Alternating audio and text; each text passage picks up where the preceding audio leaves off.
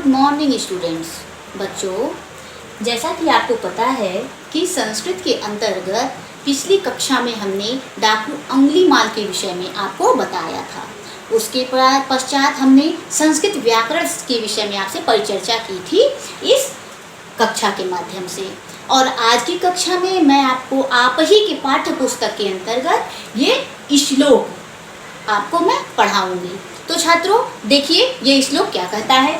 ये कह रहा है, हस्तस्य भूषणम दानम, हस्तस्य भूषणम दानम, सत्यम कंठस्य भूषणम, अश्रोतस्य भूषणम शास्त्रम, अभूषणैः किं प्रयोजनम।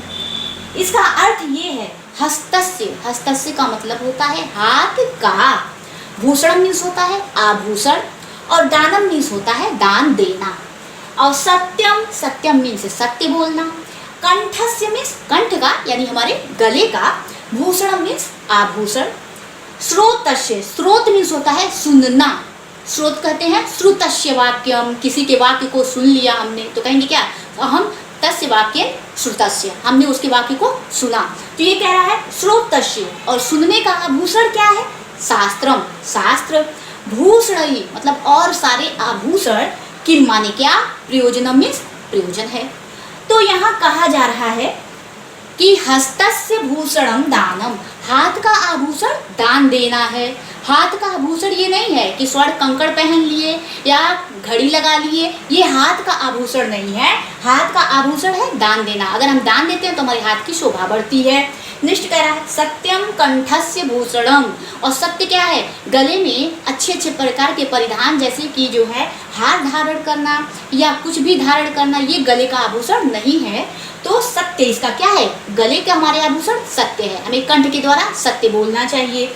और श्रोतस्य भूषणम शास्त्रम, और कान का आभूषण कर्णफूल नहीं है, कान का आभूषण शास्त्र और वेदों को सुनना होता है। और भूषणैः किं प्रयोजनम, अब इतने सारे आभूषण जब हमारे पास खुद हैं तो बनावटी आभूषणों का हमारे लिए क्या काम, क्या प्रयोजन।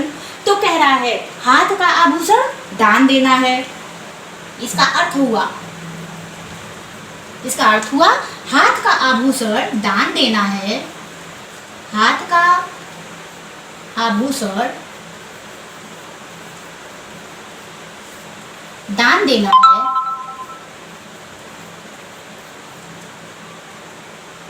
दान देना है, हाथ का आभूषण दान देना है। और कंठ का आभूषण क्या है, सत्य बोलना। कंठ माने गला, कंठ का आभूषण, कंठ का आभूषण सत्य बोलना है, कंठ का आभूषण सत्य बोलना। और श्रोतस्य भूषणम शास्त्रम, और कान का आभूषण क्या है, वेदों को सुनना है। कान का आभूषण वेदों को सुनना है, आभूषण वेदों को सुनना है।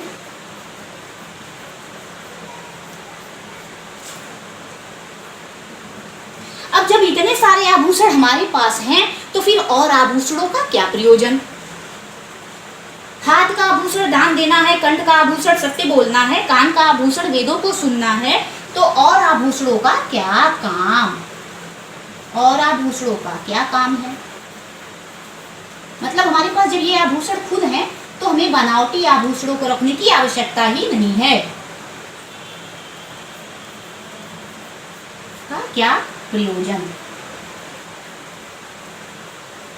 क्या प्रयोजन। तो हस्तस्य भूषणम दानम, सत्यम कंठस्य भूषणम, श्रोतस्य भूषणम शास्त्रम, भूषणैः किं प्रयोजनम। हाथ का आभूषण दान देना है, कंठ का आभूषण सत्य बोलना है, कान का आभूषण वेदों को सुनना है, तो और सारे आभूषणों का क्या प्रयोजन है। तो बच्चों, इस श्लोक का आप घर पर जा करके इसकी पुनरावृत्ति कर करके लाएंगे। आज की कक्षा के लिए बस इतना ही। अगली कक्षा में हम संस्कृत व्याकरण आपसे परिचर्चा करेंगे। तब तक के लिए धन्यवाद।